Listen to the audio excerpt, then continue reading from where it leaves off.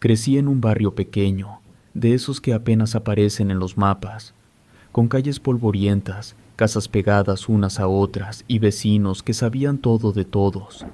Mi casa era modesta, hecha de ladrillo sin aplanar, y con un techo de lámina que, en los días de calor, se volvía insoportable. Vivía con mis padres, quienes habían pasado la mayor parte de su vida ahí. No teníamos lujos, pero la rutina sencilla nos bastaba. En aquel lugar, cada persona conocía la vida entera de la otra, y sin embargo, había alguien de quien nunca se hablaba demasiado, como si el silencio fuera la mejor manera de referirse a ella. Me refiero a mi vecina, la anciana que todos describían como una buena mujer, pero que yo aprendí a mirar con ojos distintos. Se llamaba Doña Rosa, aunque casi nadie usaba su nombre, para todos era simplemente la vecina de la esquina.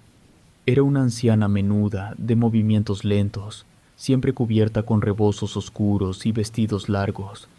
A primera vista parecía inofensiva. Tenía una voz pausada, dulce, que usaba para saludar a cualquiera que pasara frente a su casa. A menudo regalaba pan recién hecho o frutas que aseguraba haber comprado en el mercado, como si quisiera ganarse la simpatía de todos. Los niños del barrio aceptaban sus dulces y los adultos agradecían su amabilidad. Se había ganado una reputación de mujer generosa, alguien que ayudaba sin pedir nada a cambio. Sin embargo, había algo en su mirada que no encajaba con esa imagen. Aunque sonreía de manera amplia, sus ojos permanecían apagados, sin brillo, como si fueran dos cuencas opacas que no reflejaban la luz. Esa contradicción me inquietaba desde niño. Sentía que detrás de esas sonrisas había algo que no alcanzaba a comprender, una frialdad que no podía esconderse en ningún gesto amable. Su casa también era motivo de sospechas. Era una construcción antigua, con paredes descarapeladas y un portón que apenas se sostenía. De día parecía común, pero al caer la tarde empezaban a notarse cosas extrañas. Con frecuencia salía un humo espeso de su patio, acompañado de olores fuertes que no pertenecían a ninguna cocina normal. A veces era el aroma penetrante de hierbas quemadas. En otras ocasiones olía a carne carbonizada, como si alguien hubiera dejado pudrirse un trozo en las brasas. Los vecinos decían que Doña Rosa preparaba remedios caseros, que era muy de antes y usaba hierbas para curar. Pero a mí me parecía que esos olores eran otra cosa. Los gatos eran parte inseparable de su casa. No eran los típicos animales juguetones, sino criaturas flacas, de pelaje enmarañado, que se movían como sombras por las bardas y el tejado. Eran muchos, demasiados, y sus maullidos se escuchaban a todas horas, como si discutieran entre ellos en un idioma extraño. En las madrugadas, cuando despertaba por la sed o por el calor, podía oírlos pelear en su patio, acompañados de ruidos que no parecían propios de animales. A veces eran murmullos bajos, otras eran rezos incomprensibles, que se mezclaban con el viento. Lo más inquietante era que cada vez que intentaba asomarme por la ventana, todo quedaba en silencio de golpe, como si supieran que alguien los escuchaba. Desde niño tuve la sensación de que algo no estaba bien con esa mujer. No podía explicarlo, pero mi instinto me empujaba a desconfiar de ella.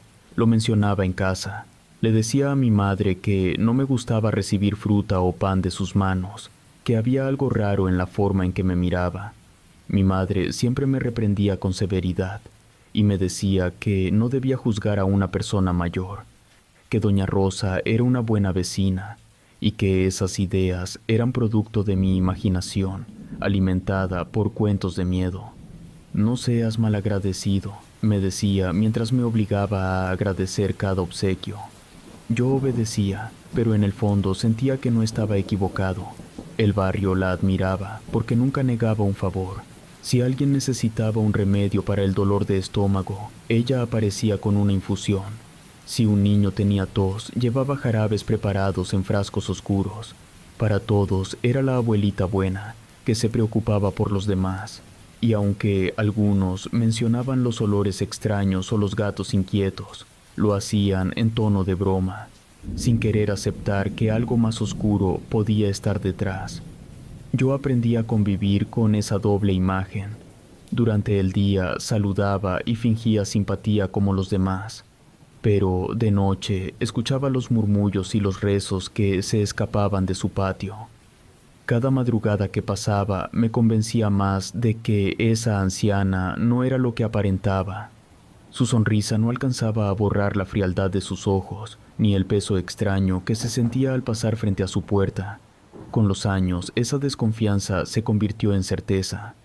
El barrio la veía como la vecina ejemplar, pero yo guardaba la sensación de que detrás de esa fachada amable se escondía algo más, algo que nos observaba en silencio, esperando el momento de mostrarse con su verdadero rostro. Los primeros sucesos extraños en mi casa comenzaron de manera sutil, como detalles que cualquiera podría haber atribuido al azar. Sin embargo, al acumularse día tras día, se hicieron imposibles de ignorar. El primero en notarlo fue mi padre. Una mañana salió de su cuarto con el pecho descubierto, y mi madre lo miró horrorizada. Tenía moretones que parecían hechos por manos humanas. Eran marcas alargadas, como de uñas hundidas en la piel, 5 líneas que le cruzaban desde la clavícula hasta el estómago. Intentó reírse, dijo que quizá se había lastimado al dormir, pero los surcos eran demasiado definidos, demasiado parecidos a los que dejaría a alguien arañando con fuerza. Esa misma semana comenzaron los problemas con la comida. La leche que comprábamos fresca, al llegar a casa, se cortaba sola en cuestión de horas. Mi madre hervía 1 litro y lo dejaba enfriar, pero en la mañana siguiente aparecía con grumos y un olor agrio insoportable. Intentó cambiar de proveedor, pero el resultado era el mismo. Los vecinos se la tomaban sin problema, pues solo en nuestra cocina se echaba a perder. Fue entonces que mi madre empezó a sospechar que alguien nos estaba trabajando. Nuestro perro también empezó a mostrar un comportamiento extraño. De día era juguetón y obediente, pero al caer la noche se transformaba en una criatura inquieta. Se quedaba horas mirando hacia la casa de la anciana, con el cuerpo rígido y los pelos erizados. Después empezaba a ladrar con furia, como si algo invisible lo desafiara desde el otro lado, y en ocasiones su ladrido se transformaba en un gemido agudo, como si lo golpearan o lo lastimaran, y terminaba escondiéndose bajo la mesa, temblando sin que nadie pudiera calmarlo. Yo lo acompañaba, acariciándole el lomo, pero era inútil. Sus ojos seguían clavados hacia la casa de doña Rosa. La confirmación de mis sospechas llegó una noche en la que no pude dormir. La casa estaba en silencio, y al asomarme por la ventana, vi directamente hacia el patio de la vecina, bajo la luz débil de una vela roja. Doña Rosa se encontraba sentada en un banquillo, con un muñeco de trapo entre las manos. Lo vestía con pedazos de tela, y mientras murmuraba palabras incomprensibles, comenzó a clavarle alfileres uno tras otro. Cada vez que hundía uno en el muñeco, movía la cabeza hacia nuestra casa, como si confirmara que estaba logrando lo que quería. Sentí un escalofrío recorrerme entero, y me aparté de la ventana con rapidez, temiendo que también me hubiera visto. Mi padre, mientras tanto, comenzó a enfermar. Al principio fue una tos seca que lo despertaba de madrugada, pero luego se volvió constante, acompañada de un cansancio que no podía explicar. Perdía fuerza con rapidez, como si la energía se le escapara sin razón. Pasaba las noches inquieto, quejándose entre sueños, y en más de una ocasión lo escuchamos gritar, como si alguien lo estuviera atacando. Al entrar a su cuarto, lo encontrábamos sudando, con el pecho hundiéndose, como si algo invisible se le recargara encima. Cuando le preguntábamos qué había soñado, respondía con la voz quebrada, que había visto a una mujer vieja sentada sobre él, presionándole el pecho con las rodillas y acercando su rostro arrugado hasta casi arrancarle el aire.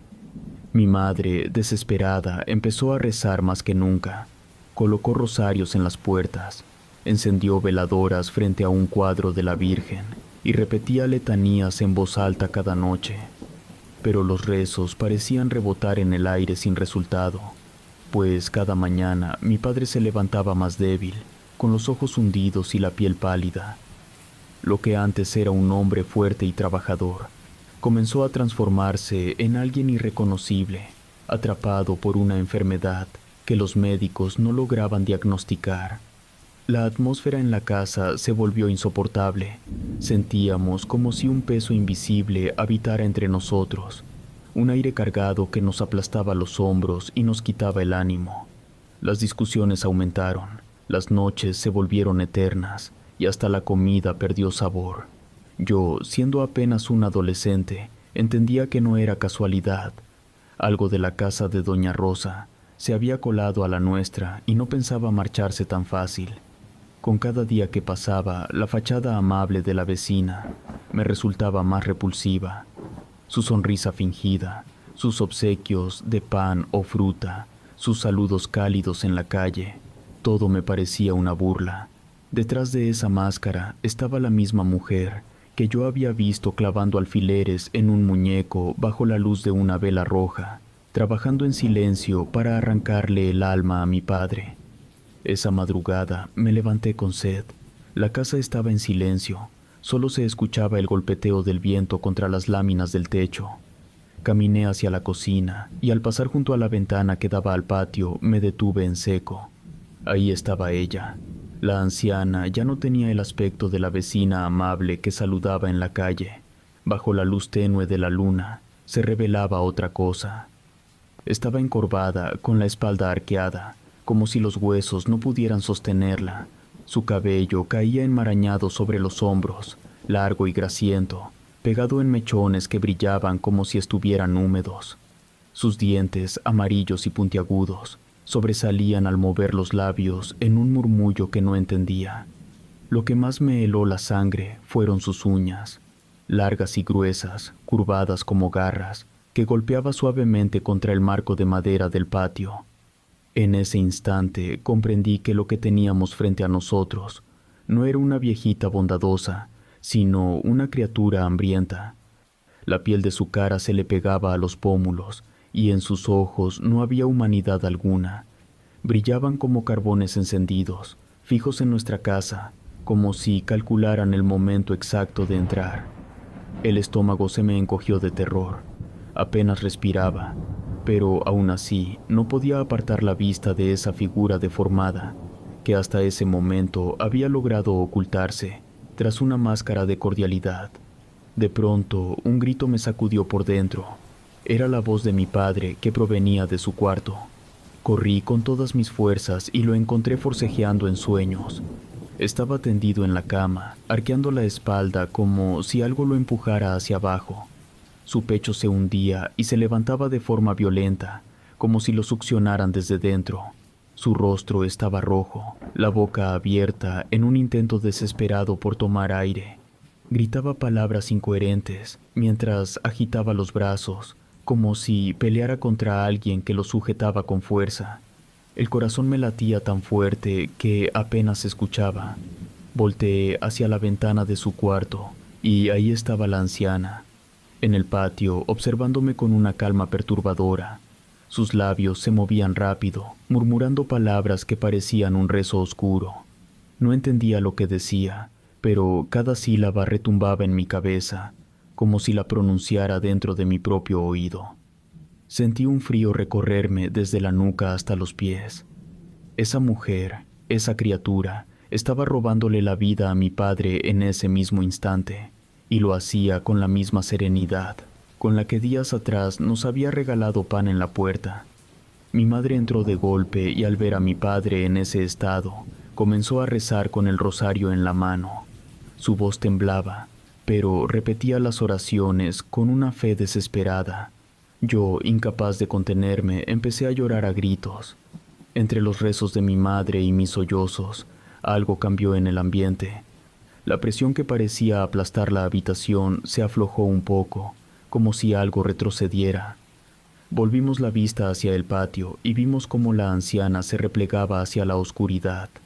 Sus ojos seguían brillando, pero su figura se difuminaba entre las sombras, hasta que ya no quedó rastro de ella. Mi padre recuperó el aire de golpe, Abrió los ojos, jadeando, con la piel cubierta de sudor frío.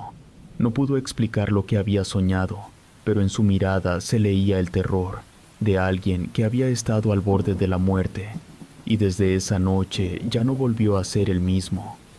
Los días siguientes fueron una agonía lenta.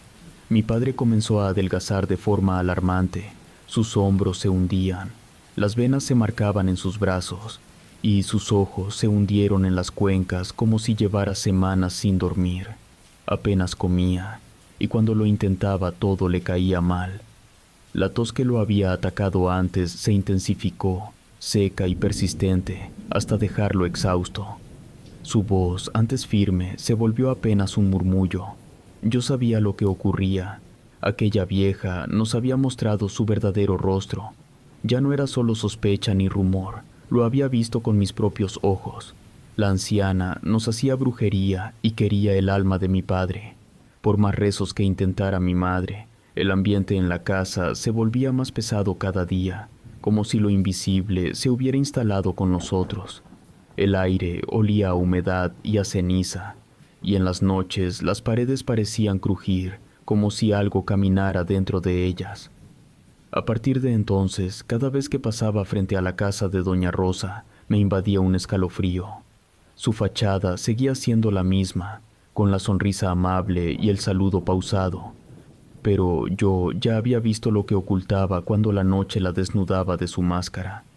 Esa imagen quedó grabada en mi memoria, encorvada, con el cabello enmarañado, los dientes afilados y las uñas como garras, murmurando en la penumbra mientras le arrancaba pedazos de vida a mi padre.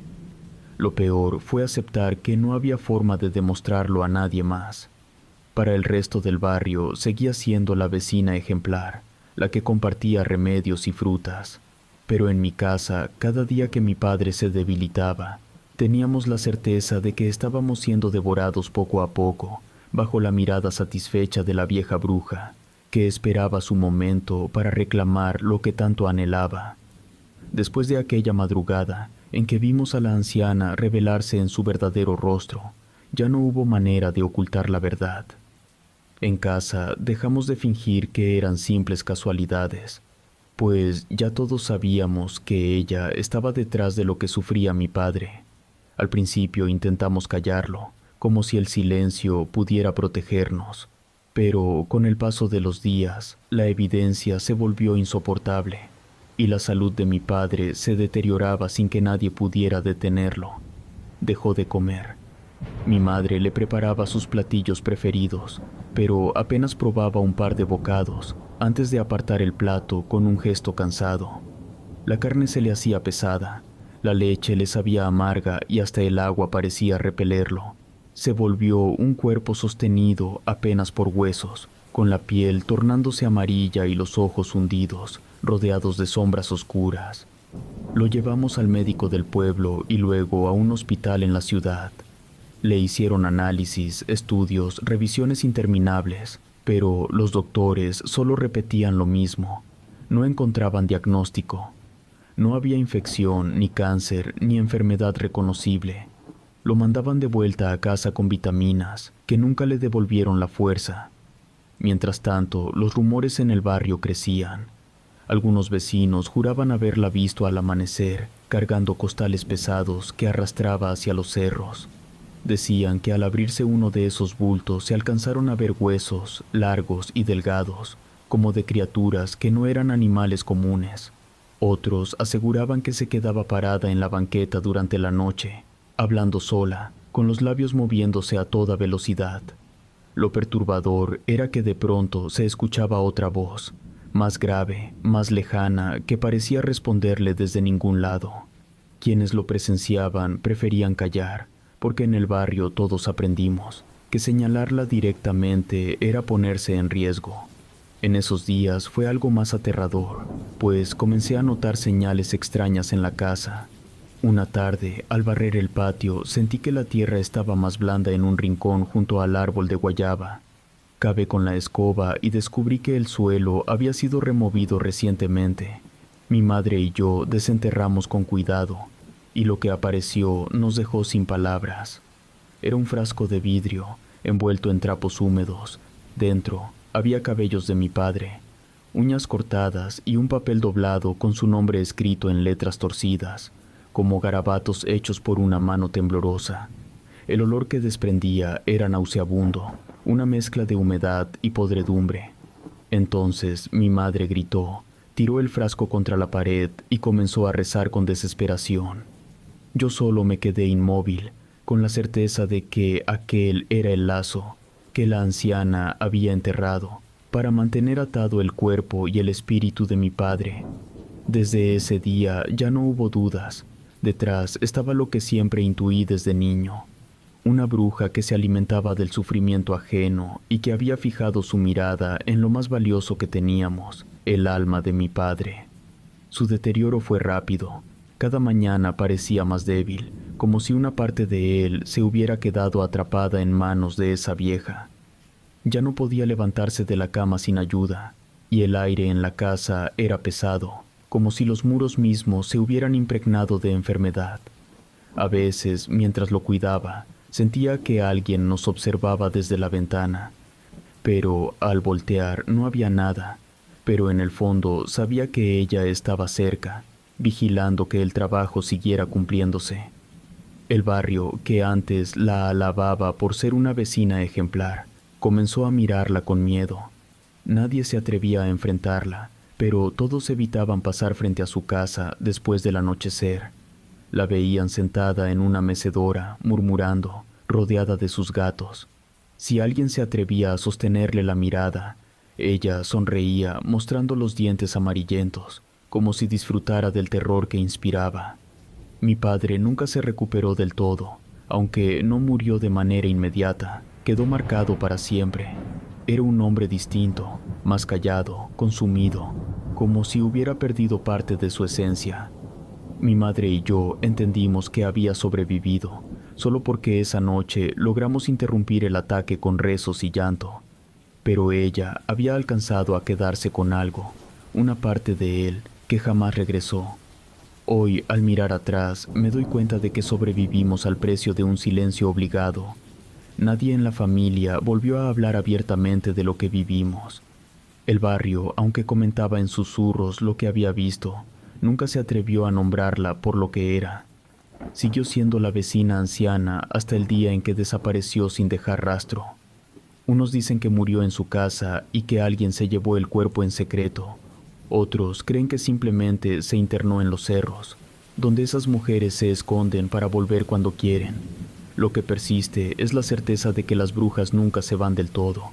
No importa si sus casas quedan vacías o si el tiempo borra sus nombres de la memoria. Esperan y se mantienen en la oscuridad, observando, listas para reclamar lo que dejaron pendiente. En mi barrio aún se dice que de madrugada se ven luces extrañas entre los cerros y que los perros ladran hacia la casa abandonada, como si alguien todavía viviera ahí. Yo sé que no son rumores sin fundamento, pues lo viví en carne propia. La bruja de la esquina quiso el alma de mi padre, y aunque ya no está entre nosotros, su sombra sigue rondando, esperando el momento justo para volver.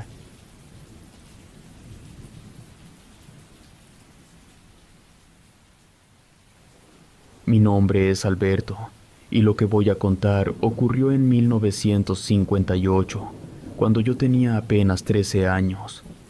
Vivíamos en un rancho de Sinaloa llamado El Saquillo, un lugar de tierra seca y caminos de terracería donde todos se conocían. Nuestra familia era pequeña pero trabajadora. Mi padre, mi madre, que en ese tiempo estaba embarazada, mi hermano menor de 5 años y yo. El abuelo vivía en el mismo terreno, en una casa vieja a un costado de la nuestra, y entre todos nos ayudábamos para sacar adelante. Mi padre y mi abuelo se dedicaban al ganado. El abuelo era dueño de más de 100 cabezas, y eso lo hacía respetado en la región. Pasaba la mayor parte del día entre los potreros, cuidando a las vacas y marcando a los becerros que iban naciendo. Yo, aunque era apenas un chamaco, trabajaba de lo que me pusieran. Ayudar a mi padre con las cercas, llevar agua a los animales, o correr detrás de los becerros que se desbalagaban. Todos teníamos una tarea que cumplir. El rancho era tranquilo, aunque no faltaban historias raras que contaban los viejos en las noches. Yo escuchaba con atención, pero siempre me parecían exageraciones. El sol caía fuerte cuando mi madre salió a tender ropa. Yo estaba cerca, cortando ramas secas para prender la lumbre más tarde, cuando de pronto se apareció por el camino una mujer mayor. No era conocida del lugar y eso llamó la atención, porque en el saquillo casi siempre sabíamos quién era quién. La mujer cargaba una canasta grande cubierta con un trapo blanco. Se acercó despacio, mirando hacia todos lados, y al llegar a la cerca le habló a mi madre. Le dijo que traía comida para vender, algo que, según ella, solo ella sabía preparar. Mi madre, con su manera amable, aceptó ver lo que llevaba. La señora levantó el trapo y dentro se miraba una especie de comida seca, rara, con un olor que no sabría describir. No era carne seca como la que acostumbrábamos en la región, ni tampoco tortillas o panes. Eran como bolas quebradizas, de un color oscuro, que parecían más bien tierra apretada que alimento. La mujer le insistía que lo probara, que era rico y saludable, que nadie en el rancho había comido algo igual. Pero mi madre, desconfiada, le dijo que no, con una sonrisa cortés para no ofenderla. Yo veía desde el patio cómo la señora seguía empujando la canasta hacia ella, hablándole cada vez con más insistencia, como si no aceptara un no por respuesta. Mi madre se mantuvo firme. Le dijo otra vez que no necesitaba nada, que agradecía la oferta, pero no iba a comprar. La mujer no se rindió. Decía que seguro le gustaría, que le hiciera el favor de aceptar aunque fuera un poco. Entonces mi madre, ya algo molesta, le respondió más seria, con el ceño apretado, que no iba a comprar nada que no le interesaba. La mujer se quedó mirándola. Mi madre no esperó más. Se metió a la casa cerrando la puerta sin despedirse, dejando a la señora afuera con la canasta. Desde la ventana alcancé a ver cómo la mujer bajaba el trapo sobre los restos raros de su comida. Se dio la vuelta y caminó de regreso por el mismo camino polvoriento por el que había llegado, hasta que la perdimos de vista. La mujer no se fue ofendida como cualquiera, sino con una rabia contenida que se le notaba en la forma de apretar los labios y en la manera en que caminaba. Esa noche, al cenar, mi madre comentó el suceso con mi padre y mi abuelo. Ellos, ya curtidos por el campo, dijeron que no había que confiar en extraños. El abuelo en particular se mostró pensativo, como si la presencia de aquella mujer le hubiera despertado un recuerdo incómodo. Yo lo noté porque dejó de hablar y se quedó mirando hacia la ventana, atento al monte, como si esperara ver de nuevo la silueta de la vendedora. Pasaron unos días desde la visita de aquella mujer y en la casa las cosas siguieron con normalidad, al menos en apariencia. Mi padre había conseguido una cochi grande, una marrana que pensaba engordar para las fiestas de fin de año. Lo curioso de ese animal es que era manso como pocos. Podía andar suelto por el terreno sin causar problemas. No se metía con los perros ni con las gallinas. Y hasta parecía acostumbrarse a seguir a mi hermano menor cuando éste jugaba en el patio. Mi madre decía que era un animal noble, tranquilo, que no daba lata. Yo mismo me sorprendía de lo dócil que era, porque en otros ranchos las cochis solían ser ariscas, siempre buscando romper las cercas o escarbar donde no debían. Pero esta número caminaba despacio por el solar, buscaba un rincón con sombra, y ahí se quedaba echada como si nada. Mi abuelo bromeaba diciendo que parecía un perro en lugar de marrana. Una mañana, mientras ayudaba a juntar ramas cerca de la barda, noté algo extraño en el suelo. Eran pieles de serpiente, extendidas como si hubieran sido arrojadas desde lo alto. Llamé a mi padre y cuando revisamos con calma vimos que no era una sola. Había varias, regadas por diferentes partes del terreno. Eran largas, algunas de más de 1 metro, secas, con esa textura quebradiza que dejan las culebras al mudar. Lo raro era que nunca habíamos visto tantas juntas, y mucho menos alrededor de la casa. El monte que rodeaba el saquillo estaba lleno de víboras, eso lo sabíamos, pero no era común que se acercaran tanto a los hogares, y menos que dejaran las pieles tiradas como si se hubieran reunido allí. Mi abuelo fue el primero en ponerse serio. Se agachó a revisar una de las pieles y la levantó con el machete. La miró de cerca y dijo que no era normal, que las serpientes no se despojaban todas al mismo tiempo y en el mismo lugar. Era como si alguien las hubiera juntado y dejado alrededor de la casa. Mi madre, que estaba con nosotros, se persignó al escuchar eso, y de inmediato dijo que algo no andaba bien desde la visita de aquella mujer. Mi padre intentó calmarla, diciendo que seguro era casualidad, que a lo mejor el calor de los días anteriores había hecho que los animales mudaran todos a la vez, y que el viento había arrastrado las pieles hacia el patio, pero en su voz no había mucha seguridad. Yo lo conocía y sabía cuando estaba dudando. Esa vez hablaba como si quisiera convencerse a sí mismo más que a los demás. De cualquier forma, recogimos las pieles y las llevamos a quemar lejos, en el barranco detrás de los potreros. El olor que salió al arder era fuerte, casi como de carne podrida, aunque no eran más que restos secos. Ya era tarde, todos estábamos en la sala terminando de cenar, cuando de pronto empezaron a escucharse ruidos extraños afuera. Era un sonido como de hojas secas agitándose, pasos arrastrados que iban de un lado a otro por el terreno. Mi padre se levantó con la lámpara en la mano, y yo lo seguí con miedo, pero con la curiosidad que siempre me ganaba. Cuando salimos, vimos el suelo iluminado por la luz amarilla. Las pieles de serpiente habían aparecido otra vez. Estaban regadas por todo el patio, alrededor del árbol donde colgábamos la ropa y hasta cerca de la puerta de la cocina. No podía ser que hubieran estado allí en la tarde, porque habíamos limpiado con cuidado y las habíamos quemado todas. Mi madre gritó desde adentro que entráramos, que no siguiéramos mirando, pero mi abuelo salió también y dijo que nadie se moviera, que escucháramos bien. Entonces, en medio del silencio, se oyó claramente pasos apresurados corriendo en círculo alrededor de la casa. Eran ligeros, veloces, como si algo invisible nos estuviera rodeando. La Cochi, que siempre era tranquila, comenzó a gruñir con fuerza. Corrió desesperada de un lado a otro del corral, chocando contra la cerca como si quisiera escapar. Nunca la habíamos visto así. Se golpeaba, se mordía sola, como si algo la estuviera provocando desde fuera. Mi padre intentó calmarla, pero en cuanto se acercó, el animal se le lanzó encima. Por suerte, estaba la cerca de por medio, pero los gruñidos eran tan fuertes que hasta los perros se escondieron debajo de la casa. Fue entonces cuando mi abuelo, con el machete en la mano, dijo lo que todos temíamos, que aquello no era normal, que alguien estaba moviendo los animales con mala intención. Esa noche no se pudo dormir. Nos quedamos con las lámparas encendidas, oyendo cómo los ruidos seguían por el patio, cómo las hojas se agitaban aunque no hubiera viento, y cómo los pasos se acercaban y se alejaban. La Cochi terminó por echarse en un rincón, jadeando, pero con los ojos fijos en la oscuridad. Yo no lo entendía del todo, pero los rostros de mi padre y mi abuelo me dejaron claro que estábamos frente a algo que no tenía explicación sencilla. Los días pasaron con una calma tensa.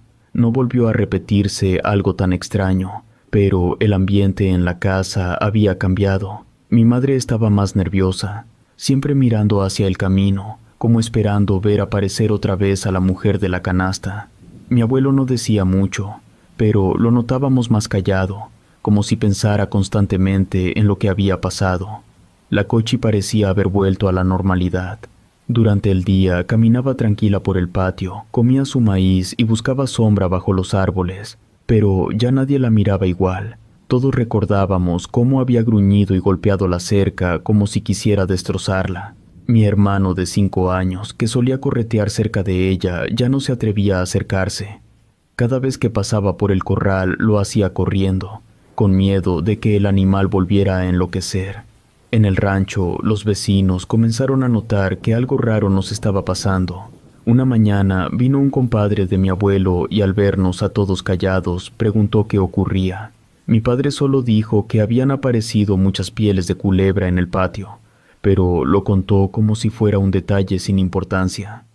El compadre se persignó al escucharlo y comentó que eso era señal de que alguien andaba trabajando contra nosotros, que en esos casos lo mejor era cuidarse y rezar. Esa misma tarde, mi madre colocó agua bendita en las ventanas y una cruz de palma en la puerta principal. Recuerdo que mientras la ayudaba a colocar las palmas, me dijo en voz baja que no olvidara nunca cómo había mirado la mujer aquel día, con los ojos llenos de enojo, porque estaba segura de que todo lo que nos ocurría venía de ella. A pesar de esa tensión, no pasaron cosas demasiado graves durante las semanas siguientes, pero pequeños detalles nos recordaban que algo no estaba bien. De repente, las gallinas se amontonaban todas en una esquina del gallinero como si algo las asustara, aun cuando no había nadie cerca. Por las noches, los perros se echaban bajo la casa y no ladraban aunque escucháramos ruidos en el patio. Era como si ellos también percibieran lo que nosotros apenas intuíamos. El abuelo comenzó a hacer rondas más seguido. Salía al patio con su lámpara y se quedaba de pie un buen rato mirando hacia el monte, con el machete en la otra mano. Nunca decía qué veía, pero a veces regresaba algo preocupado. Mi padre le preguntaba qué pasaba, y él respondía siempre lo mismo, que algo estaba mal. Una noche ocurrió algo que nos dejó pensando todavía más. Estábamos cenando frijoles con tortillas cuando, de repente, la Cochi empezó a gruñir. No eran los gruñidos fuertes de aquella otra ocasión, sino unos más bajos, como si estuviera inquieta. Mi padre salió con la lámpara y yo lo seguí. Al alumbrar hacia el corral, vimos que la marrana estaba mirando fijo hacia la cerca, inmóvil, como si algo se moviera al otro lado. No había nada. Caminamos alrededor con la lámpara, revisando la hierba y los arbustos, pero no encontramos señales de animales ni de personas. Aún así, la Cochi seguía con los ojos clavados en el mismo punto, gruñendo bajito, como si estuviera viendo lo que nosotros no podíamos. Después de un rato se calmó, y mi padre me mandó adentro. No quiso preocupar a mi madre, así que dijo que seguramente era un tlacuache o algún perro que se había acercado, pero yo supe que no lo creía. Esa noche lo escuché levantarse varias veces, caminando por la casa como si no pudiera dormir. El abuelo, al enterarse, dijo que eso era una señal clara. Los animales siempre detectan primero lo que los humanos no ven. En los días pasaron con esos pequeños incidentes. Era como si lo que fuera que rondaba nuestra casa estuviera jugando con nosotros, dejándonos sentir su presencia sin mostrarse. Mi abuelo se levantaba antes del amanecer a revisar el terreno, como si esperara encontrar señales nuevas. Yo estaba sentado en el corredor, afilando una daga vieja que mi abuelo me había dado para los encargos del campo. El filo estaba gastado, y con paciencia lo repasaba contra una piedra de río.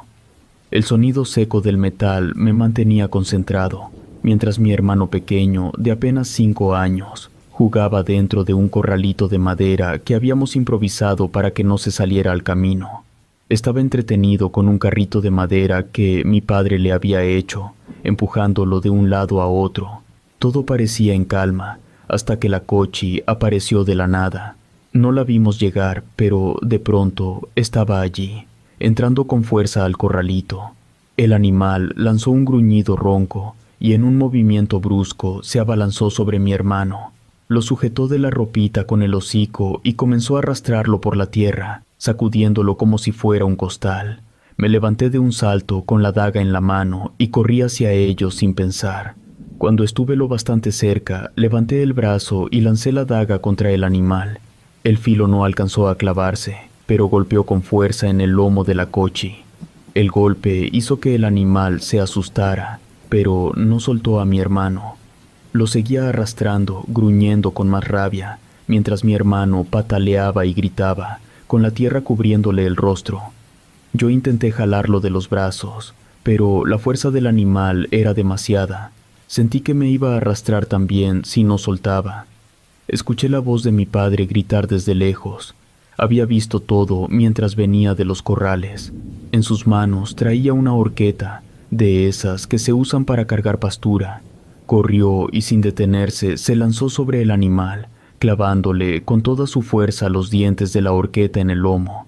El chillido de la Cochi fue espantoso. Soltó de inmediato a mi hermano, que cayó de lado, cubierto de polvo y llorando.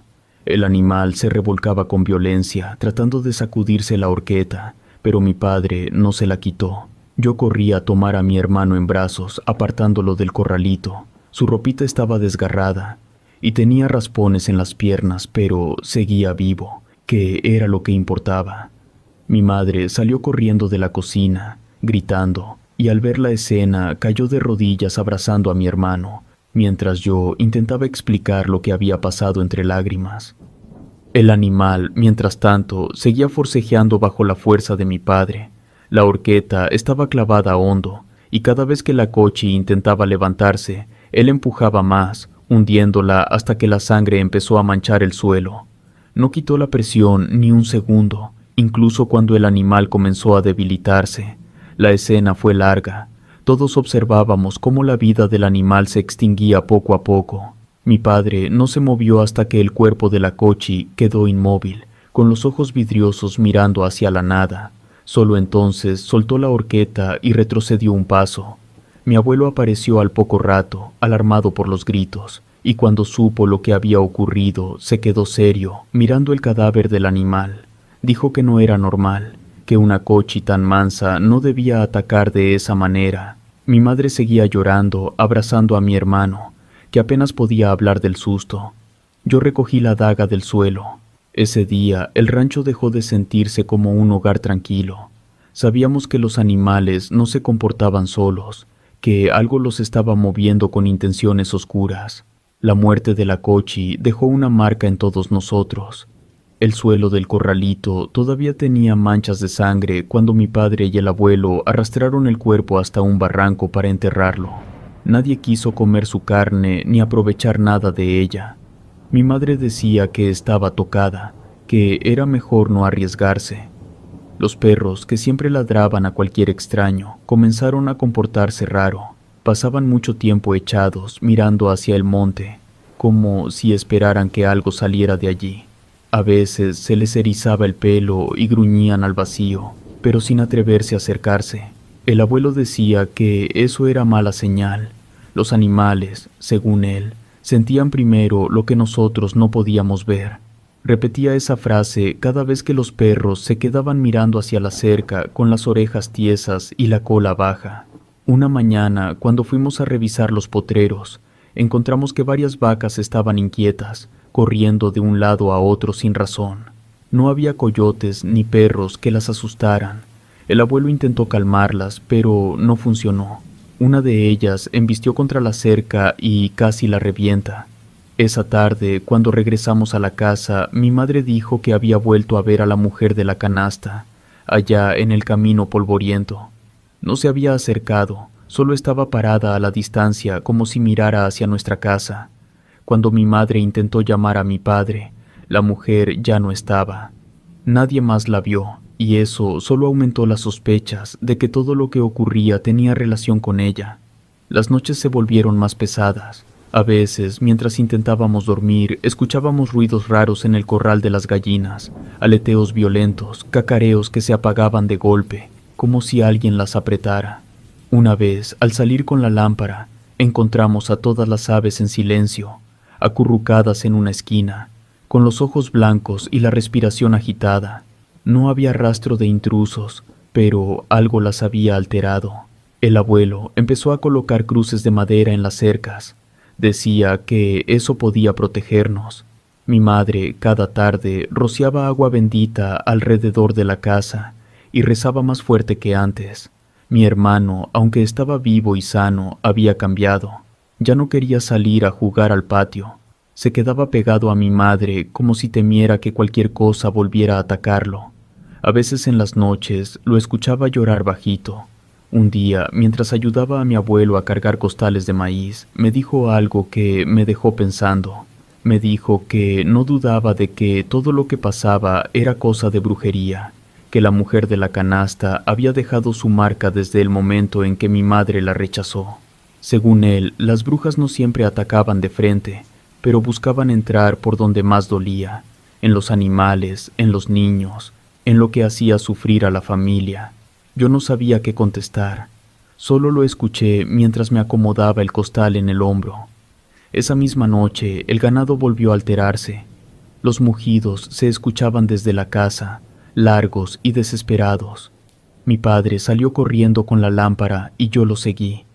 Al llegar vimos que varias vacas estaban empujando contra la cerca como si quisieran escapar, y en el suelo, justo frente al portón, había nuevas pieles de serpiente, frescas como si acabaran de dejarlas ahí para que las viéramos. Mi padre recogió una con el machete y la mostró a la luz. Era tan larga que parecía haber pertenecido a una víbora gigantesca. La tiró de inmediato y ordenó que regresáramos a la casa. Esa noche nadie durmió bien. Todos sabíamos que aunque la Cochi había muerto, los problemas apenas estaban empezando. Aunque no volvió a haber un ataque directo como el de la Cochi, cada jornada nos dejaba con la sensación de que algo acechaba alrededor de la casa. El ganado seguía comportándose raro, y aunque mi padre y el abuelo hacían lo posible por mantener las cosas en orden. Una mañana, mientras mi madre preparaba el desayuno, los perros comenzaron a ladrar hacia el monte. Mi abuelo salió con el machete en mano y se quedó un buen rato mirando hacia la línea de árboles. No vio nada, pero regresó murmurando que no le gustaba cómo estaba el día. La rutina de la casa cambió. Ya nadie se sentía seguro en el patio después del atardecer. Las puertas se cerraban más temprano y las lámparas de petróleo se mantenían encendidas casi toda la noche. Mi madre rezaba más de lo normal, sobre todo porque mi hermano pequeño no se recuperaba del miedo. Cada ruido lo hacía llorar, y cuando escuchaba a las vacas mugir en los potreros, se tapaba los oídos como si temiera que algo viniera por él. Yo también empezaba a sentir un miedo. Antes podía caminar solo hacia el corral sin problema, pero ahora no quería salir solo. Mi padre trataba de tranquilizarnos diciendo que todo se explicaba con animales salvajes. Una tarde, mientras ayudaba a mi abuelo a reparar una cerca, encontramos algo más que nos dejó inquietos. Entre la hierba, justo donde terminaba el alambre, había huellas extrañas. No parecían de vaca ni de caballo. Eran marcas alargadas, hundidas en la tierra blanda, como si algo pesado hubiera pasado arrastrándose. El abuelo se agachó, las revisó con cuidado y después me miró serio. Dijo que no había visto huellas así en su vida, que no parecían de ningún animal conocido. Una mañana, al ir a recoger los huevos del gallinero, encontramos varias gallinas muertas. No tenían mordidas ni señales de ataque, simplemente estaban tendidas en el suelo, con las alas extendidas y los ojos abiertos, como si se hubieran quedado sin vida de un momento a otro. Mi madre lloró al verlas. El abuelo dijo que aquello confirmaba lo que ya sospechábamos, que alguien estaba trabajando en contra de nosotros. La noticia se corrió rápido por los vecinos. Algunos vinieron a ver las gallinas muertas y al verlas se persignaron, diciendo que era cosa de brujería. Otros aconsejaron traer a un rezador del pueblo cercano, alguien que supiera limpiar la casa y espantar lo malo. Mi padre dudó, pero mi madre insistía en que algo debía hacerse. El abuelo, aunque callado, parecía estar de acuerdo. Aun con las oraciones y los intentos de protección, nada cambiaba. El ganado seguía inquieto. Mi madre se preocupaba más de lo que decía. Yo la veía acariciarse el vientre mientras murmuraba oraciones, como si temiera que lo que rondaba a los animales pudiera también alcanzarla a ella o al bebé. Eso aumentaba mi miedo, porque si el ganado y las gallinas no podían defenderse, ¿qué esperanza teníamos nosotros? Una noche, mientras intentábamos dormir, escuchamos de nuevo ruidos afuera. No eran pasos rápidos ni aleteos como antes. Esta vez eran sonidos más pesados, como si algo respirara fuerte alrededor de la casa. Los perros no ladraban, solo gemían bajito, y eso fue lo que más nos asustó. Mi padre quiso salir con la lámpara, pero el abuelo lo detuvo. Le dijo que no era buena idea enfrentar lo que estaba afuera, que lo mejor era esperar a que se alejara. Esa madrugada casi no dormimos. Nos quedamos todos juntos en la sala, con la lámpara encendida y el machete del abuelo apoyado contra la pared. A la mañana siguiente, mi hermano jugaba cerca del corredor, apenas a unos pasos de donde mi madre estaba barriendo. De pronto tropezó con una piedra y cayó al suelo. Al principio parecía un golpe común, pero de inmediato empezó a convulsionar. Se arqueaba con fuerza, con los ojos en blanco y espuma en la boca. Mi madre soltó el palo de la escoba y corrió hacia él gritando. Yo también me lancé, pero no sabía qué hacer.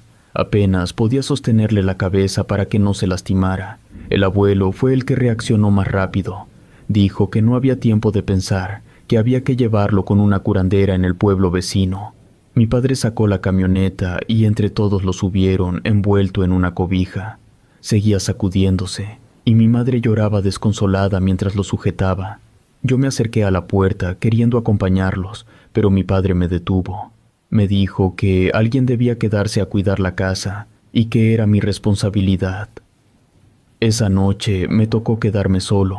Los perros estaban echados en el corredor, inquietos, y el silencio del rancho era tan pesado que se escuchaba hasta el crujido de la madera en las paredes.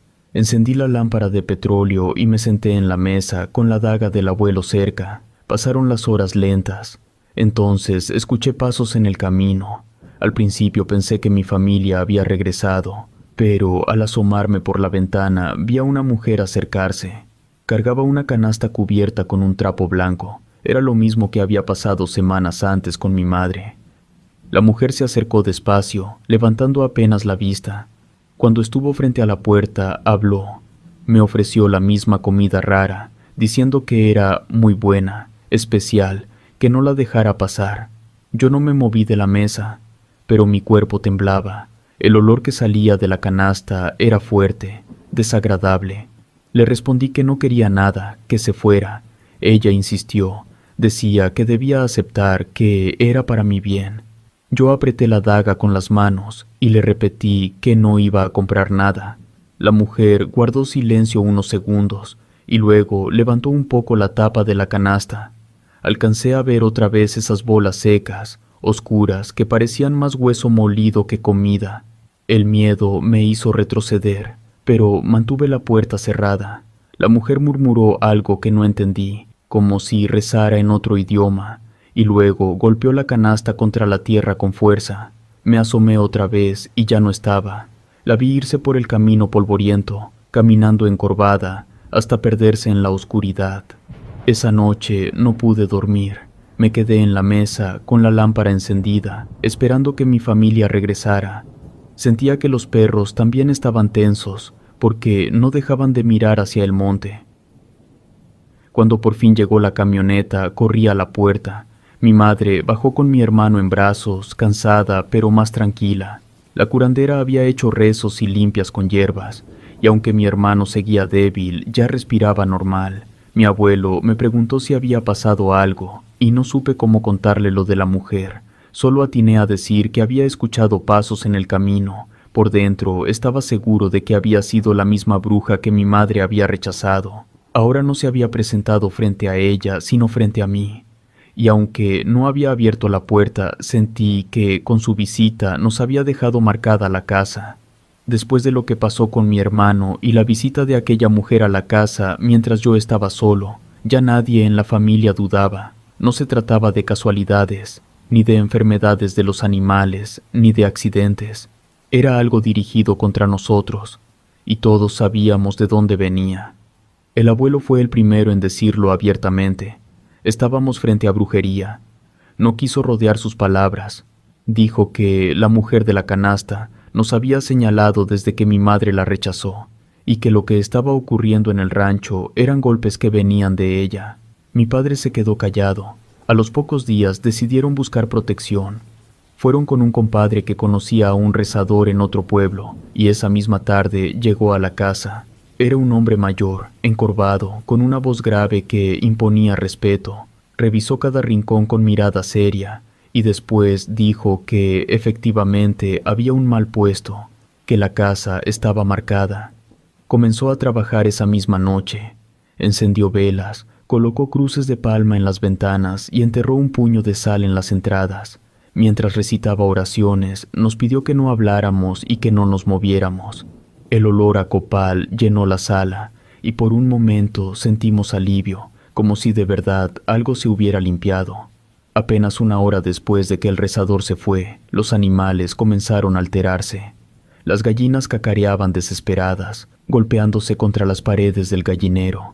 El ganado en los potreros mugía como si hubiera un depredador rondando, y los perros, en lugar de ladrar, se escondieron debajo de la casa chillando. El abuelo salió con la lámpara, seguido de mi padre, y yo detrás. En el suelo del patio, frente a la puerta, habían aparecido nuevas pieles de serpiente. Eran más grandes que las anteriores, extendidas como si las hubieran colocado a propósito para que las viéramos. Mi padre las recogió con el machete y las echó al fuego, pero el humo que salía olía tan fétido que nos obligó a taparnos la nariz. Al volver a la sala, la cruz de palma que habían puesto en la ventana estaba tirada en el suelo, partida en dos. Nadie se atrevió a tocarla. Mi madre lloró en silencio, convencida de que nada de lo que intentáramos iba a servir. El rezador había prometido protección.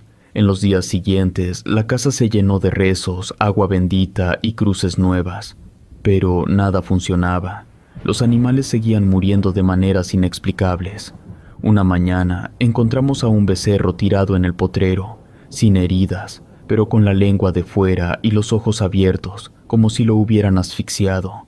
Otra tarde, las gallinas aparecieron alineadas contra la cerca, inmóviles, con la cabeza caída, como si alguien las hubiera colocado así.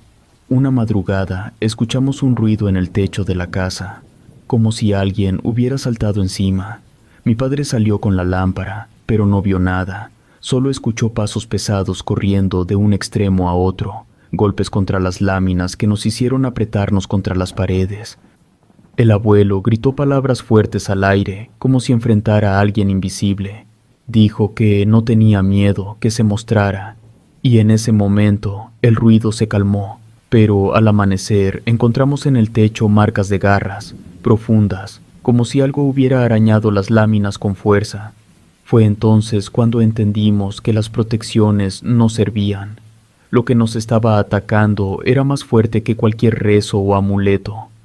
El rezador no volvió, aunque el compadre juraba que le había pedido regresar. La verdad era que seguramente también tenía miedo. Mi madre seguía insistiendo en que no probáramos nada de lo que nos ofrecieran, que ni una palabra le dirigiéramos a esa mujer si se volvía a aparecer. Yo recordaba demasiado bien su rostro en la puerta, ofreciéndome la misma comida rara que semanas antes había mostrado a mi madre. No tenía dudas, era la misma bruja, probando fuerzas, tentando, buscando el momento para entrar de lleno. La casa estaba marcada, y lo que rondaba en la oscuridad no pensaba detenerse. Hasta ese momento, lo más fuerte había sido la cochi, las gallinas muertas y el ataque a mi hermano pequeño. Pero después empezamos a notar que algo estaba afectando directamente a mi mamá. Al principio fueron cosas que parecían simples malestares del embarazo, mareos, cansancio y dolores en la espalda, pero pronto se volvieron demasiado frecuentes y extraños. Se despertaba de madrugada temblando, diciendo que había soñado con una mujer parada frente a la ventana de nuestro cuarto. Yo la escuchaba llorar en silencio, mientras mi padre trataba de calmarla diciéndole que solo eran nervios. Pero en el fondo todos sabíamos que no eran sueños comunes. Una tarde, mientras ella lavaba ropa en el lavadero, se desmayó sin previo aviso. Yo fui el primero en verla tirada en el suelo, con el agua del balde escurriendo por todas partes. Grité por mi padre y entre los dos la levantamos. Tenía la piel helada, aunque el sol estaba fuerte. Cuando recobró la conciencia, dijo que había sentido que alguien la empujaba por la espalda, pero cuando volteó no había nadie. Después de eso, no volvió a salir sola al patio. Se quedaba dentro, acariciando su vientre y rezando. El abuelo estaba convencido de que la bruja había fijado sus ojos en ella y que el bebé era parte de lo que buscaba dañar. Eso nos llenó de miedo, porque hasta ese momento pensábamos que los ataques eran solo para asustarnos o debilitarnos, pero ahora se trataba de la vida de mi madre y del bebé. Las noches se volvieron insoportables. Cada madrugada, sin falta, se escuchaban ruidos en el techo o en el corral. Los perros lloraban, el ganado mugía, y mi madre despertaba diciendo que sentía un peso enorme en el pecho. Más de una vez tuve que sostenerle la mano mientras mi padre buscaba agua para darle. Decía que le costaba respirar, como si alguien se le sentara encima mientras dormía. Una noche en particular la recuerdo con claridad. Estábamos todos acostados cuando escuchamos un golpe fuerte contra la pared del cuarto. Mi madre se retorció en la cama y empezó a gritar que le estaban jalando el vientre. Mi padre se levantó de inmediato, encendió la lámpara y revisó cada rincón, pero no encontró nada. El abuelo corrió desde su cuarto con el machete en la mano, pero tampoco vio señales de intrusos. Aún así, mi madre quedó marcada con moretones en el abdomen, como si de verdad la hubieran apretado con fuerza. Esa misma semana, el abuelo insistió en que había que llevarla con una curandera que vivía en otro rancho. Decía que los rezos de casa no eran suficientes, que ella necesitaba protección especial. Mi padre aceptó, aunque de mala gana. Cargaron a mi madre en la camioneta y la llevaron de noche. Yo me quedé con mi hermano menor en casa, temblando cada vez que escuchaba pasos afuera. Cuando regresaron, mi madre traía el rostro cansado, pero parecía más tranquila. La curandera le había hecho una limpia con hierbas y le había pasado un huevo por todo el cuerpo. Decía que el mal estaba pegado, que no iba a ser fácil quitarlo. Aún así, le dio un remedio de plantas para fortalecerla. Durante unos días pareció mejorar. Yo veía a mi madre cada día más débil. Caminaba despacio, con la mirada perdida, y a veces decía que escuchaba a alguien llamándola por su nombre en el patio. Una madrugada, incluso aseguró haber visto sombras moverse dentro de la casa, justo detrás de donde yo dormía. Cuando me volteé, no había nada. Ese fue el punto en el que entendimos que las protecciones no estaban funcionando. El rezador había hecho lo suyo, la curandera también, pero la bruja seguía cerca, empeñada en hacernos daño. Y lo peor era que ahora estaba más enfocada en mi madre, en la criatura que llevaba dentro, como si lo que quisiera no fuera solo asustarnos, sino arrancarnos algo que todavía no nacía. La tensión llegó a un punto insoportable. Desde hacía días mi madre apenas podía dormir. Despertaba de madrugada sudando y diciendo que había sentido cómo alguien se sentaba a la orilla de la cama. Mi padre encendía la lámpara de petróleo y revisaba cada rincón, pero la casa estaba vacía. Aún así, yo sentía lo mismo, una presencia que se quedaba quieta en la oscuridad, observando. El abuelo comenzó a dormir en la sala, machete en mano, convencido de que la bruja no iba a tardar en entrar. Decía que si ya había tocado a los animales y a mi hermano menor, tarde o temprano se metería directamente a la casa. Yo trataba de no escucharlo, pero las palabras me retumbaban en la cabeza cada vez que el viento golpeaba las ventanas. Una noche se escucha un sonido en el techo. No era como los pasos que antes habíamos escuchado. Era como si algo pesado hubiera caído de golpe sobre las láminas. El ruido hizo que todos saltáramos de la cama.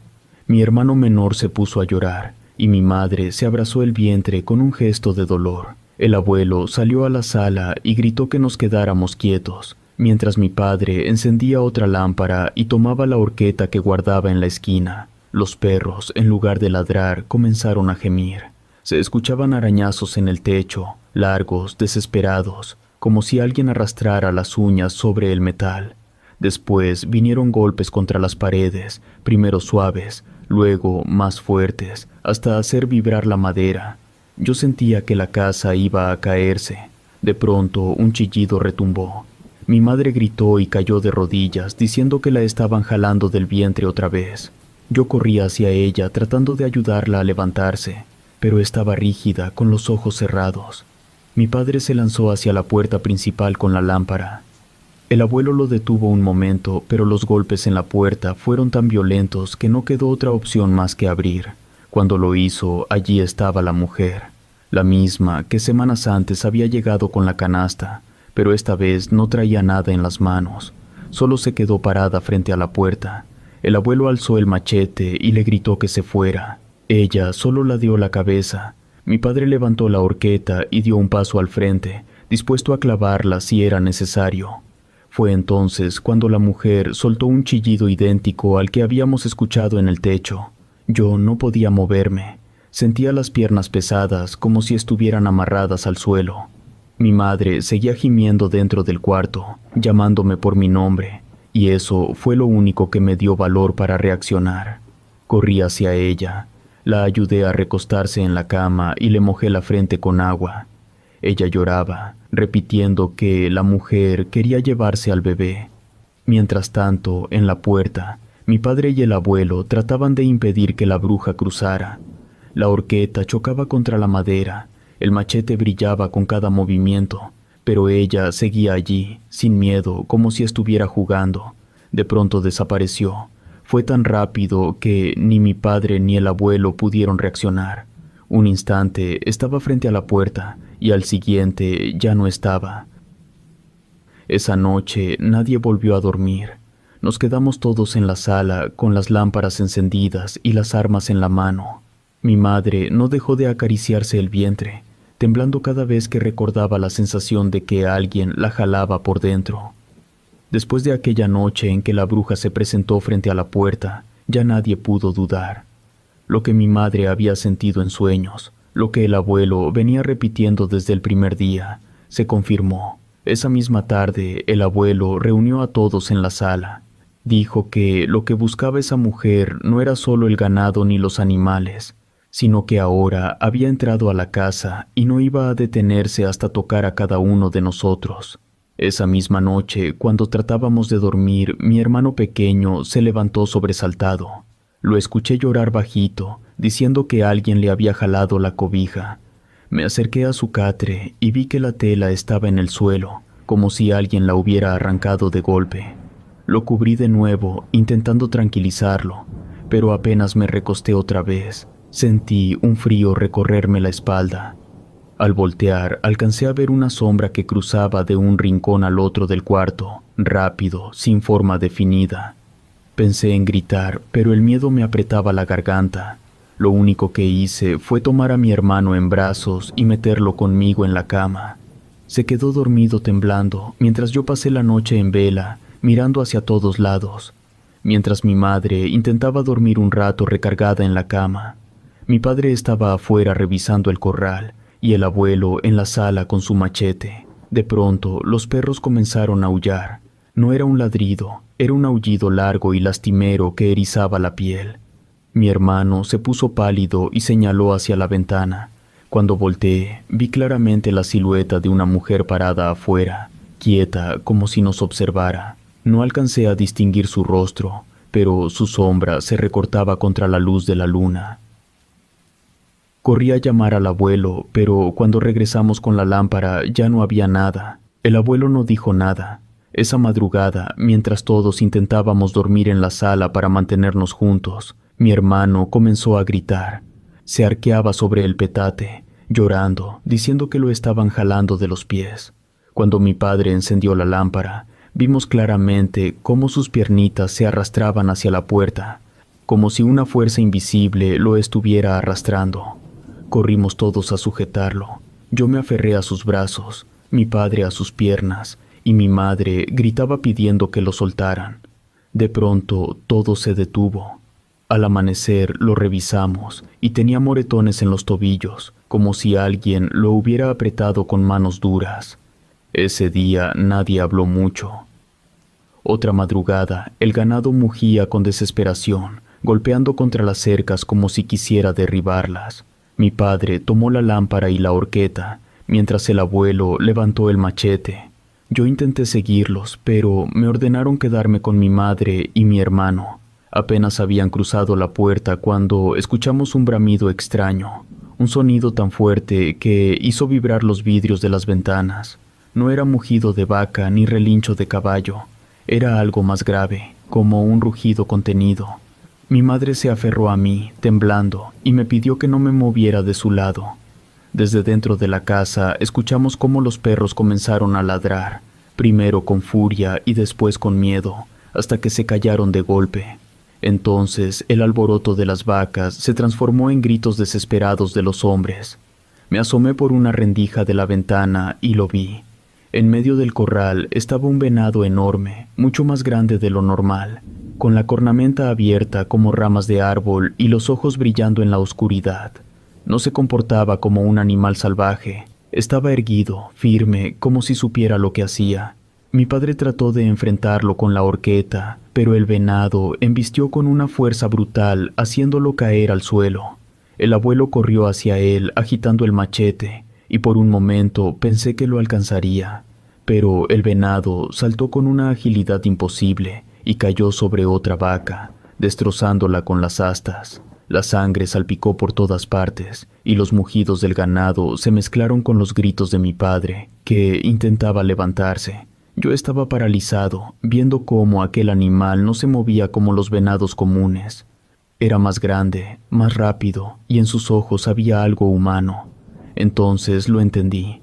No era un venado cualquiera, era la bruja, que había tomado esa forma para atacarnos de frente. Mi padre logró ponerse en pie y con la horqueta en alto se lanzó contra la criatura. La clavó en el costado. El venado se sacudió con violencia, intentando liberarse, pero mi padre no soltaba el palo. El animal lo arrastraba varios metros, golpeándolo contra la tierra, mientras mi padre apretaba los dientes, decidido a no soltar. El abuelo intentó ayudarlo, lanzando tajos con el machete hacia las patas del animal. Logró herirlo porque la bestia lanzó un bramido y soltó una patada que casi lo derriba. Yo quería salir corriendo a ayudar, pero mi madre me sujetaba con fuerza, rogando que no me moviera. Entre los bramidos del venado se escuchó una carcajada. Era la misma risa ronca de la mujer de la canasta, saliendo de la boca de esa criatura. Mi padre hundió la horqueta más hondo. El venado se tambaleó, retrocedió unos pasos y soltó otro chillido. El abuelo aprovechó y con un tajo le abrió una herida en una de las patas delanteras. La bestia se retorció, chocó contra la cerca y varios alambres se reventaron. El ganado comenzó a escapar hacia el monte, pero ni siquiera se detuvieron a recogerlos. Todo el esfuerzo estaba en detener a lo que tenían enfrente. El venado dio un salto hacia el otro lado del corral. Mi padre cayó de rodillas, cansado, mientras el abuelo lo ayudaba a incorporarse. Desde la ventana lo vi claro. El animal se internó en el monte. Todo quedó callado. El corral estaba destrozado. Las vacas habían huido y mi padre sangraba de los brazos y las piernas con la ropa desgarrada. El abuelo lo sostuvo para que no cayera, mientras yo corría a abrir la puerta para recibirlos. Esa madrugada nos quedamos en la sala, sin dormir, oyendo los ruidos del monte como si en cualquier momento fuera a regresar. Mi padre no soltó la horqueta, aunque estaba doblada y llena de sangre. El abuelo afiló el machete una y otra vez, repitiendo que aquello no era un animal, sino la bruja misma. Durante el día tratábamos de mantenernos ocupados reparando las cercas y recogiendo a las vacas que habían escapado, pero en el fondo sabíamos que nada de eso importaba. Había quedado claro que la bruja no solo podía manipular a los animales, también podía tomar su forma y enfrentarnos directamente. El abuelo lo repetía sin descanso: ya no está jugando, ahora viene por nosotros. La noche siguiente fue la peor. Desde temprano, los perros se negaron a salir del corredor, gimiendo cada vez que oscurecía más. La casa estaba en silencio absoluto, y todos permanecíamos reunidos en la sala, con las lámparas encendidas. Mi madre, pálida y cansada, apenas podía mantenerse sentada, y se acariciaba el vientre como si quisiera proteger al bebé con sus propias manos. De pronto, un golpe sonó en la pared del cuarto, luego otro en el techo, y después otro en la puerta principal. El sonido era tan fuerte que hasta las lámparas parpadearon. Mi padre tomó la horqueta reparada a la carrera y el abuelo el machete, mientras yo abrazaba a mi hermano pequeño, que ya lloraba sin consuelo. Los golpes se hicieron más intensos. Era como si varias personas rodearan la casa, azotando contra cada pared. Mi padre gritó que se mostrara, que dejara de esconderse. Las llamas de las lámparas se movieron solas y el olor a tierra húmeda llenó la sala. De repente, la ventana se quebró con un estruendo. Los vidrios cayeron hacia adentro y, en el marco, apareció la silueta encorvada de la mujer. No traía la canasta esta vez. Su rostro estaba lleno de arrugas profundas y sus ojos brillaban como brasas. Soltó una carcajada ronca que nos hizo encogernos a todos y entró de un salto. Mi padre fue el primero en lanzarse. Hundió la horqueta hacia adelante, pero la bruja se movió con rapidez inhumana y el golpe solo atravesó el aire.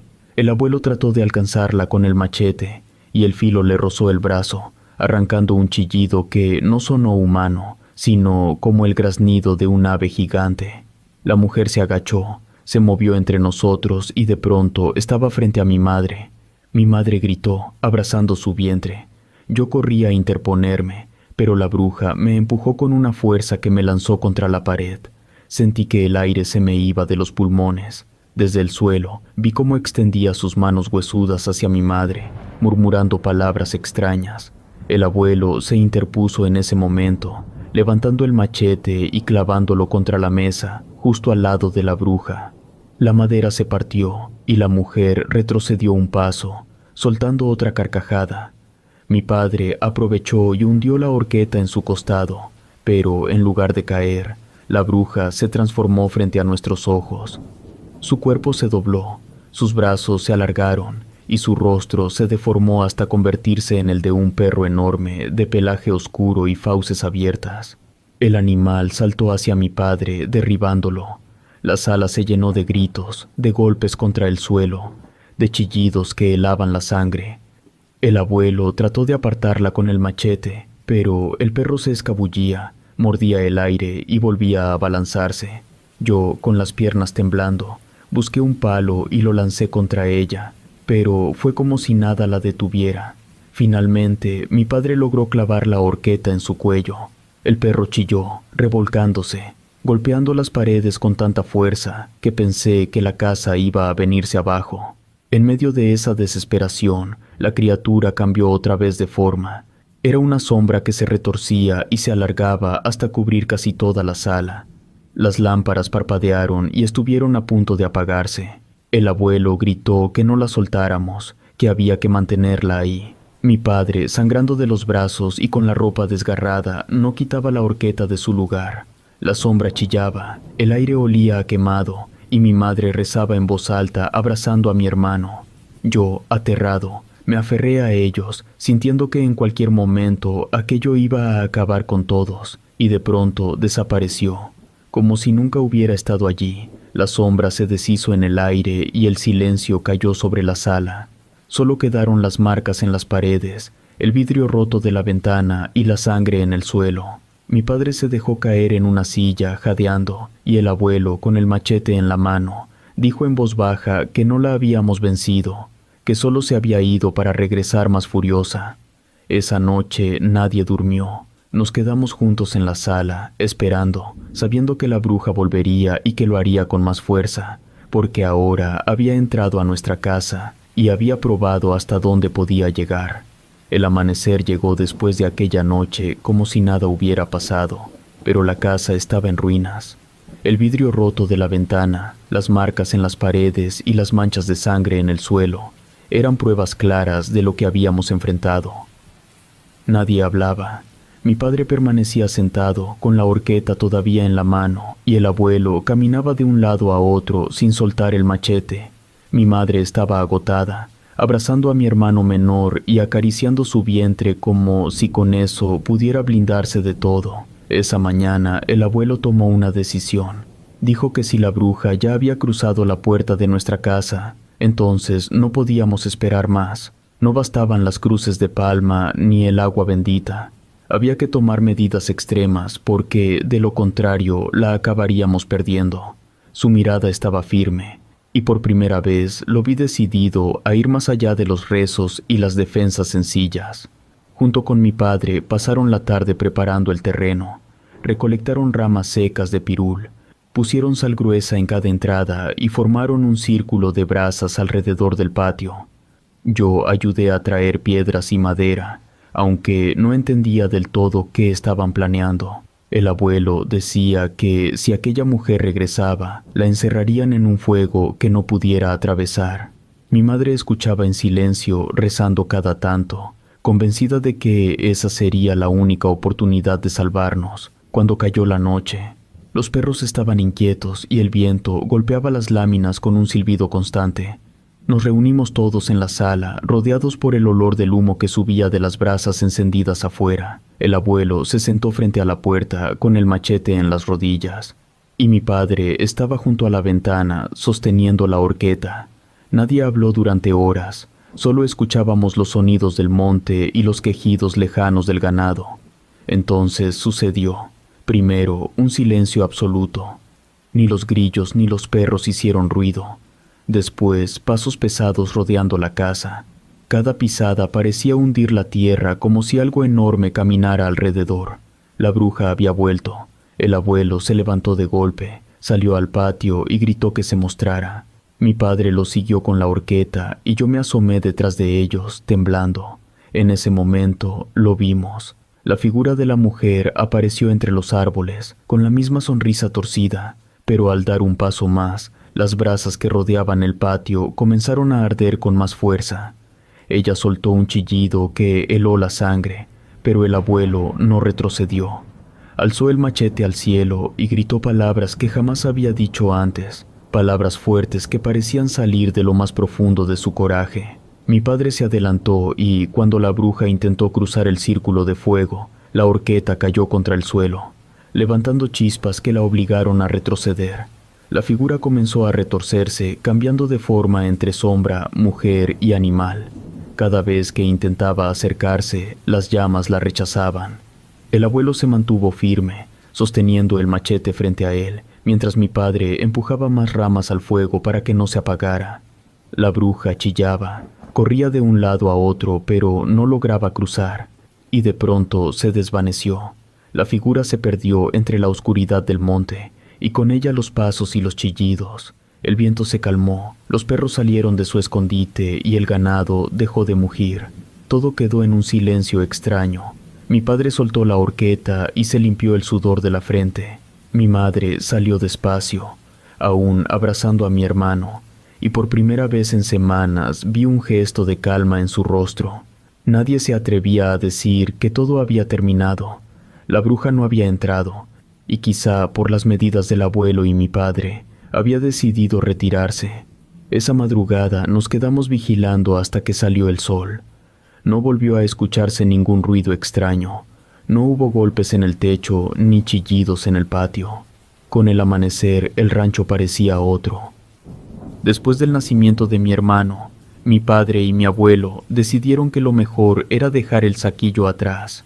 Nos fuimos a una comunidad distinta, más tranquila, donde podían seguir dedicándose al ganado sin vivir con el peso de lo que habíamos enfrentado. La casa se vendió y durante un tiempo supimos que otros intentaron habitarla, pero ninguno se quedó mucho. Hoy, cuando alguien pasa por aquel lugar, lo único que encuentra es un terreno baldío. Entre la maleza aún se levanta la casita vieja, con las paredes manchadas por el tiempo y el techo a punto de caerse. Nadie vive ahí, contaban algunos vecinos conocidos que al pasar por aquel terreno después de que nos fuimos, miraban en las madrugadas luces débiles dentro de la casita abandonada, como si alguien siguiera encendiendo lámparas. Otros dicen que escuchan un bramido, como de un animal enorme que se detenía de golpe. Yo no sé si todo eso sigue siendo obra de la misma bruja, o si simplemente la tierra quedó impregnada de lo que vivimos. Lo único seguro es que ese lugar nunca volvió a ser un hogar, ya quedó todo eso olvidado.